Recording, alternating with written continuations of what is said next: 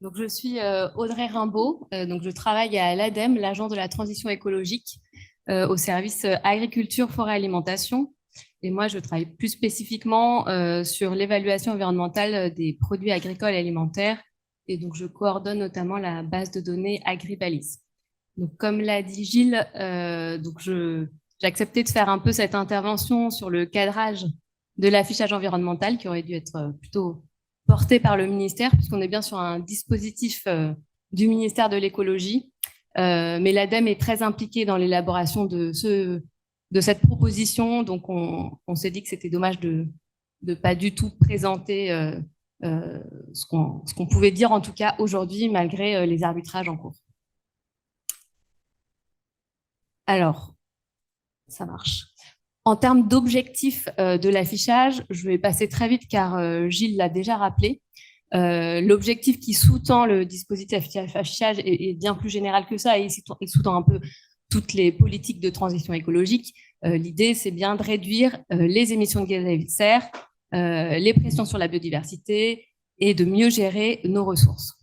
Le dispositif d'affichage, dans ce contexte, doit donc à la fois jouer sur le volet consommation, donc réduire l'empreinte environnementale côté consommateur, donc jouer sur les régimes alimentaires, influer sur les décisions d'achat des consommateurs en les informant sur l'impact environnemental de leurs produits, et aussi faire évoluer l'offre, donc soutenir les démarches d'éco-conception dans les filières.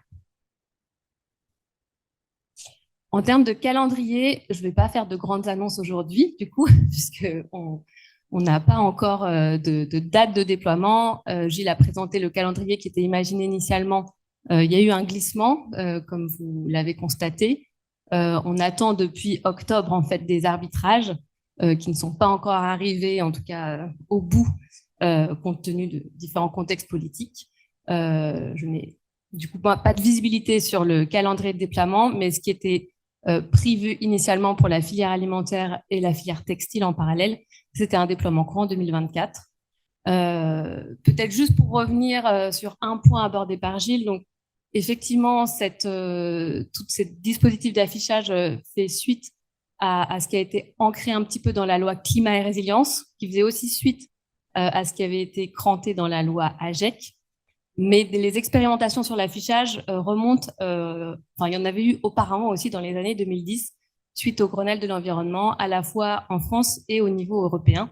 Donc c'est important aussi d'avoir en tête qu'on n'est pas parti de rien en 2020, quand les expérimentations en 2020-2021 ont été lancées. Il y avait déjà tout un historique de travail et de retour d'expérience sur ce sujet.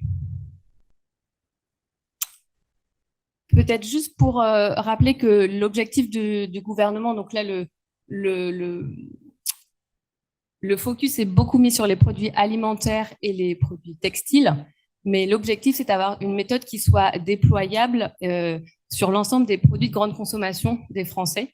Donc à terme aussi les produits d'ameublement, enfin tous les secteurs de consommation.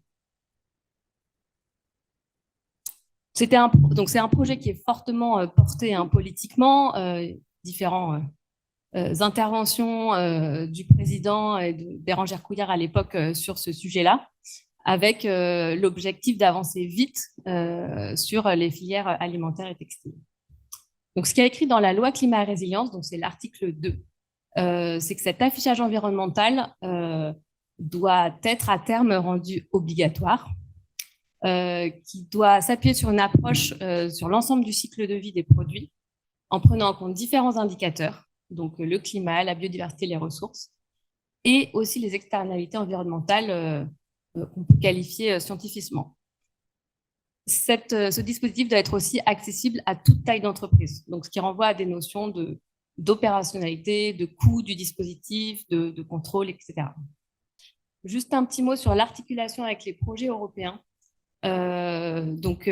Côté France, il y a des contacts étroits avec la Commission européenne qui, de son côté, a fait différentes annonces, enfin, en tout cas dans le cadre des Green Claims notamment, sur les allégations environnementales.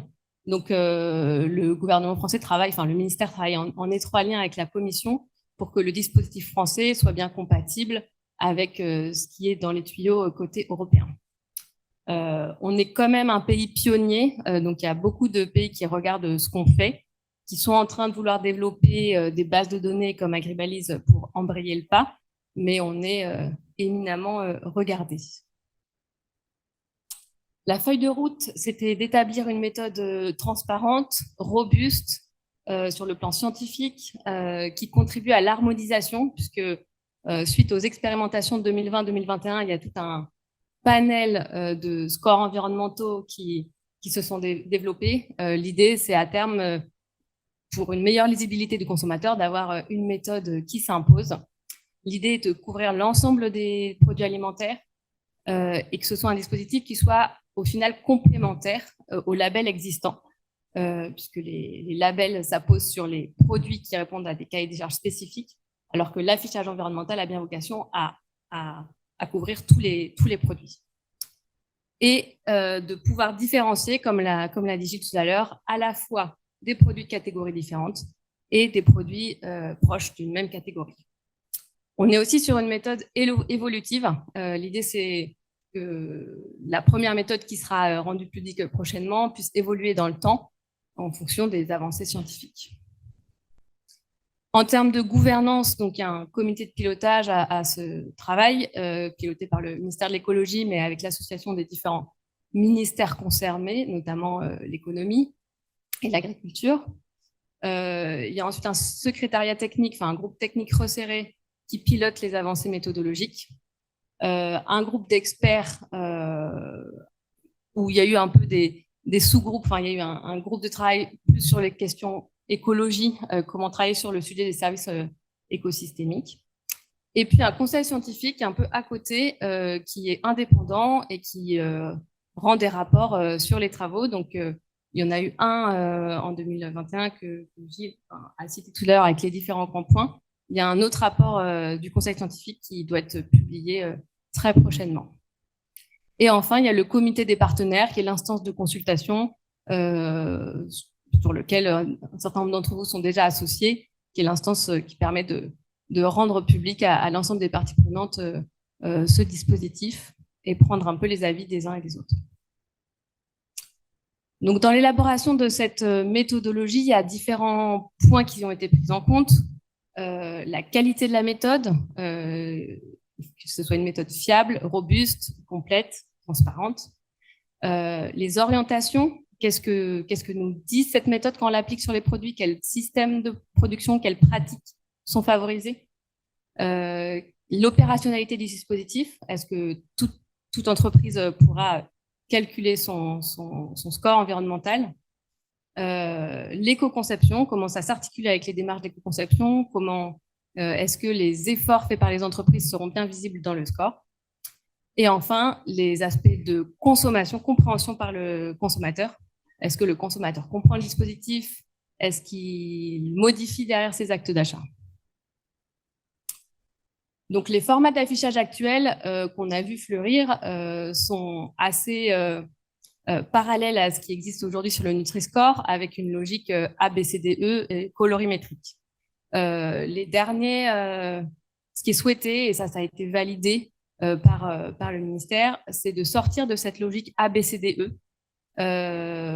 pour aller vers un dispositif qui reflète ce qu'on peut appeler le coût environnemental des produits. L'idée étant que tout produit génère des impacts, toute fabrication de produits génère des impacts sur l'environnement. Et l'idée étant de révéler par ce coût environnemental le coût de la fabrication des produits pour la planète. L'idée est de l'exprimer selon une unité commune, donc le millipoint d'impact, et qui puisse refléter un peu le coût. Donc là, vous avez des exemples de visuels qui ne sont pas du tout définitifs, hein, qui sont exploratoires, ça va beaucoup bouger. Mais c'est juste pour vous montrer un petit peu ce qui a été imaginé, c'est plutôt de communiquer sur cette notion de coût environnemental. Plus le coût est élevé, plus le produit a un impact fort sur l'environnement, plus le coût est faible, plus le produit a un impact moindre. Cette notion de coût permet de s'affranchir des notions de seuil qu'on va avoir avec les notions de catégorie A, B, C, D, E, et de révéler plus facilement les dynamiques d'éco-conception puisque du coup, à la fois les petits efforts et les gros efforts seront révélés par cette note numérique. Le cadre général, donc là, vous voyez un autre visuel en cours d'exploration, tout cela étant exploratoire. En tout cas, pour arriver à ce coût environnemental, derrière ça, il y a des histoires de données, sur quelles données on se base, une question de méthode et une question de paramètres. Qu'est-ce qui peut être adapté ou sur quels paramètres on décide de se baser plutôt sur des données génériques. Donc, l'idée étant de travailler sur l'ensemble de ces éléments-là. En termes de méthode, ce qui a été validé pour le moment, c'est de partir d'un cadre ACV. Donc, l'analyse du cycle de prendre les résultats d'impact issus de la méthodologie de l'analyse du cycle de vie en prenant en compte le cadre du Product Environmental Footprint, qui est le cadre du PEF, qui nous propose 16 indicateurs environnementaux, et de compléter ce cadre-là par des compléments qui révèlent les externalités positives, donc les services écosystémiques des productions agricoles et alimentaires, qui aujourd'hui sont mal ou pas prises en compte dans le cadre ACV. Juste pour un petit rappel méthodo, pour les personnes qui ne sont pas familières avec le socle de l'analyse de cycle de vie et des indicateurs du PEF, donc là, vous les avez à l'écran au milieu en noir, les 16 indicateurs du PEF, qu'on peut relier un petit peu à 4 grands domaines environnementaux: le climat, la biodiversité, la santé environnementale et les ressources. Donc, nous, on considère, le travail de méthode, c'est basé sur le fait que certains éléments sont déjà aujourd'hui très bien pris en compte dans le cadre ACV. Tout ce qui concerne les engrais, la fertilisation, l'énergie nécessaire au chauffage des serres, par exemple, la mécanisation, le transport, l'irrigation, la fabrication des emballages, les process de transformation agroalimentaire, tout ce qui concerne la pression globale sur les terres, les enjeux de déforestation. Voilà, il y a déjà un certain nombre de choses qui sont déjà bien captées par la méthodologie ACV-PEF, mais d'autres éléments qui sont aujourd'hui, même si on y travaille, insuffisamment pris en compte. C'est ce qu'on peut appeler la biodiversité locale, tout ce qui a trait aux haies, aux prairies, aux effets un peu territoriaux de la biodiversité paysagère, tout ce qui concerne la gestion des stocks de poissons et des problèmes de surpêche, l'impact des plastiques micro et macro, et le sujet pesticides et antibiotiques. Alors, le sujet pesticides est déjà partiellement pris en compte dans l'ACV, mais il est aujourd'hui considéré que certaines choses ne sont pas assez bien prises en compte dans le cadre ACV. Donc, partant de ce constat-là, il y a notamment sur la base du travail d'un groupe de travail écologue, 5 indicateurs complémentaires au cadre ACV ont été définis. Un indicateur qui concerne les haies, un indicateur qui concerne les prairies permanentes, un indicateur sur la taille des parcelles, un indicateur sur la diversité culturelle et un indicateur sur l'équilibre, la résilience territoriale liée au chargement en fait territorial. Voilà pour la méthode. Maintenant, si on reprend un peu de hauteur sur le dispositif affichage, il est prévu 3 niveaux de paramétrage du dispositif affichage. Comme on l'a dit tout à l'heure, l'idée, c'est que le dispositif puisse être applicable pour toute taille d'entreprise, y compris les entreprises qui n'ont pas beaucoup de moyens en évaluation environnementale. Donc, c'est ce qu'on appelle le niveau 1. C'est un niveau sur lequel il y a peu de paramètres qui vont pouvoir être spécifiés, mais c'est les paramètres dont on considère qu'ils sont les plus importants, qui jouent le plus sur les impacts environnementaux. Ensuite, on aura un niveau 2 de l'affichage où plus de paramètres pourraient être spécifiés. Donc là, il y a quelques exemples pour les productions animales et les productions végétales. Par exemple, pour les productions animales, on pourrait spécifier des choses sur l'alimentation animale, sur le taux de chargement, etc. Et le niveau 3 serait une analyse quasi spécifique en fait entreprise par entreprise. Le niveau 2 qui est un peu intermédiaire, je crois qu'il y a des travaux en cours du côté de la filière port qui seront présentés cet après-midi. L'idée étant de trouver à chaque fois le bon niveau entre accessibilité et précision. Pour le niveau 1, le ministère a proposé de déployer un outil qui s'appelle Ecobalise. Donc, je ne sais pas si vous avez déjà fait un tour. Donc, la version bêta, on va dire, d'Ecobalise est disponible en ligne depuis un certain temps. Vous pouvez commencer à jouer avec l'outil, même si aujourd'hui, la méthode qui sera validée prochainement, on espère, n'est pas implémentée jusqu'au bout et il n'y a pas encore beaucoup d'ingrédients, mais au moins l'idée c'est de donner à voir un petit peu la version bêta de cet outil Ecobalise où vous pouvez spécifier un certain nombre de choses sur les ingrédients, la transformation, l'emballage, le transport des produits et voir apparaître ainsi le score d'impact final avec une décomposition par étape et par sous-score si vous le souhaitez.